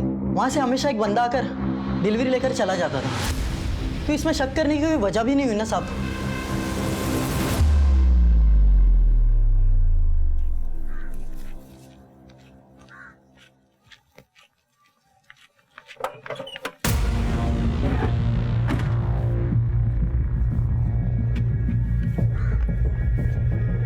क्या हुआ सर? ये तो हमें भी जानना है कि क्या क्या हुआ है। देख यशवंत, तू बाल बच्चे वाला आदमी, अगर कुछ गलत हो गया तो तेरे अस्पताल के मालिक तो बड़े बड़े वकील कर लेंगे, शायद छूट भी जाएंगे। लेकिन तेरा क्या होगा? तू तो सीधा अंदर जाएगा और तेरे बाल बच्चे तो रास्ते पे आ जाएंगे। सपोज सर, मैं सच बोल रहा हूँ। मैं वहाँ बस काम करता हूँ, वो लोग जो कहते हैं वही करता हूँ, इसके अलावा कुछ नहीं करता हूँ सर। यशवंत, ये मैं जानता हूँ, कोर्ट में तुम्हारी ये बात कौन सुनेगा? तुम तो 5-7 साल के लिए अंदर चले जाओ। अरे नहीं साहब, मुझे बचा लो, आप जो बोलोगे सो करने के लिए। तो अच्छा एक बात बताओ, इस सत्यम क्लिनिक में कभी किसी की मौत हुई है या फिर कोई परमानेंटली अपाहिज हो गया हो? कुछ याद है तुम्हें? कुछ याद है तुम्हें?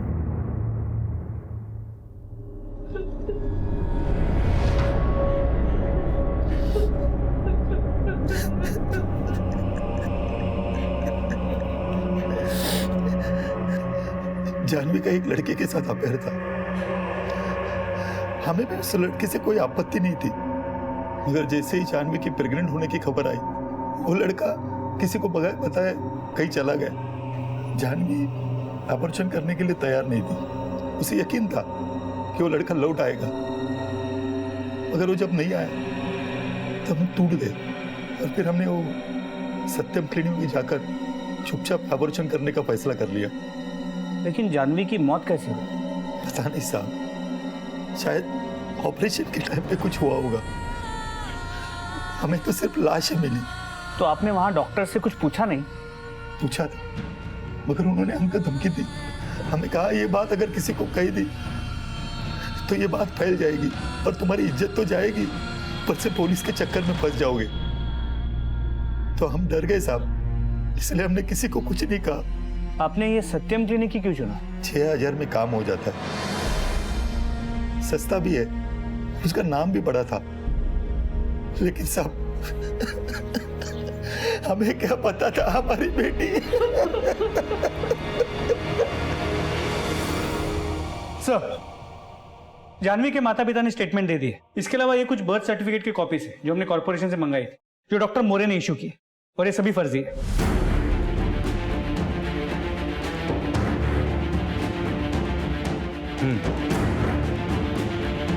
शिंदे, मुझे लगता है कि अब वक्त आ गया है। शंकर से कह दो कि अपना जाल बिछा दे। वरात कोणाची काढायची? एक साड़ी की दुकान।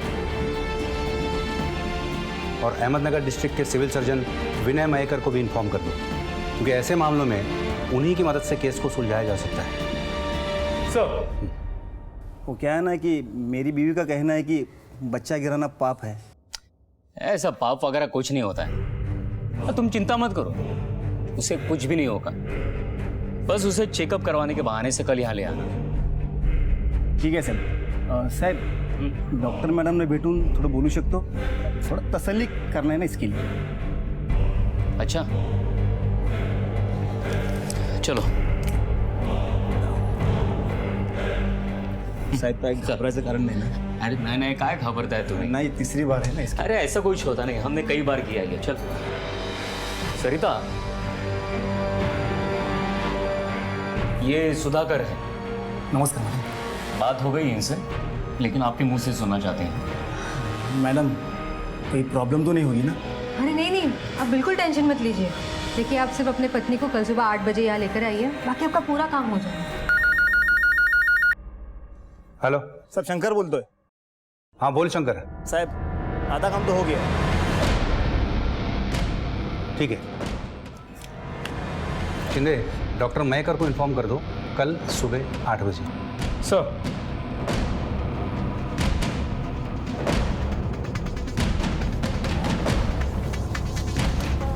आराम से प्रदीप, आराम से कुछ नहीं होगा प्रदीप, कुछ नहीं।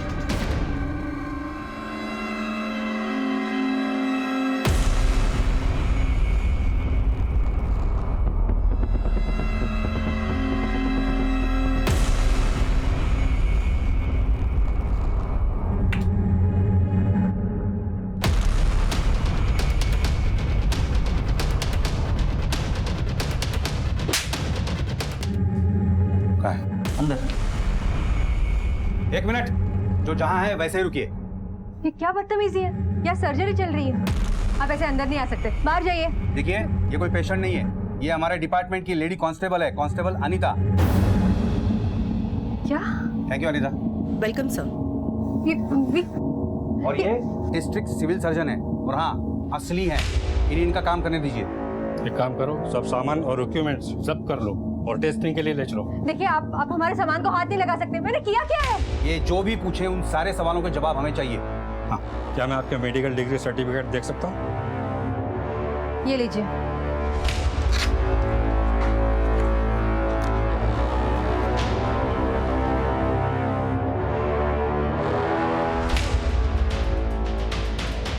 सर, ये सारे सर्टिफिकेट फर्जी हैं।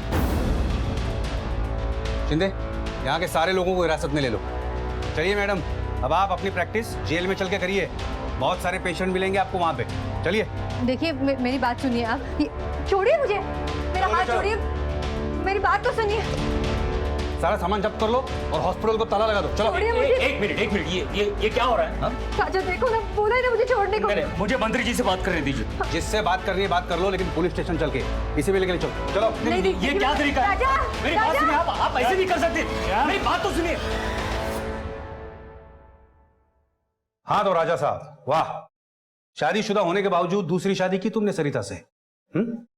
नकली सर्टिफिकेट्स बनवाए, पूनम नगरी पतपेड़ी के अकाउंट में 40 लाख रुपए जमा करवाए, गैर कानूनी काम के सड़क पे बहुत आगे निकल गए थे तुम, लेकिन ये भूल गए कि पाप का घड़ा एक ना एक दिन भरता ही है। साहब, हमारे ख्याल मिलते थे, हम दोनों में ही आगे बढ़ने की आग थी और हम अपनी अपनी शादीशुदा जिंदगी से खुश नहीं थे। एक साथ हो गए मेरी मेहनत और इसका दिमाग। वाकई बहुत मेहनत की तुमने, अब वक्त आ गया है उस मेहनत के फल खाने का। मुझे कबूल है कि मैंने बिना डिग्री के प्रैक्टिस की। उसके पहले मैं जिस अस्पताल में नर्स थी वहाँ मैंने ये सारा काम किया था। बस पैसा और नाम डॉक्टरों को मिलता था, लेकिन मैंने पूरी ईमानदारी से ये सारा काम सीख लिया था। फिर मैंने अपना काम शुरू किया, एक तजुर्बेकार दाई को अपने साथ ले लिया। मैं मानती हूँ कि कुछ गलतियाँ हुई हैं मुझसे, पर बड़ी से बड़ी डिग्री रखने वाले डॉक्टरों से क्या गलतियाँ नहीं होती? दूसरों की गलतियां गिनाकर तुम अपने आप को सही साबित नहीं कर सकती सरिता। तुमने बिना किसी पढ़ाई, बिना किसी ट्रेनिंग के इतना बड़ा काम शुरू किया जिसमें लोगों की जान दांव पे लगी होती थी, और अपना नाम, अपना पैसा कमाने के चक्कर में तुमने बहुत सारे गैर कानूनी काम किए हैं। अब तुम्हारे सारे गलतियों की सजा तुम्हें कानून देगा।